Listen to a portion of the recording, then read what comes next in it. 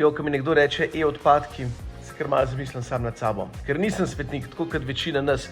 Znamo ločevati, vemo, da je treba biološke odpadke vršiti v biološko kanto, vemo, da je treba embalažo vršiti v embalažo, papir v papir, steklo v steklo, ampak ko prije pa do e-odpadkov, smo pa še vsi malo zeleni. Oziroma, v resnici premalo zeleni, zato ker vržemo, toliko paziš, da ne pade raven v bio, pa mogoče ne raven med steklo, ampak med mešane se nam pa ne zdi noben problem. Tako da ne, tudi to je treba dati med odpadno elektroniko in mogoče kdaj tudi skrbeti, da ni raven vsaka stvar, ki se pokvari, takoj odpadek.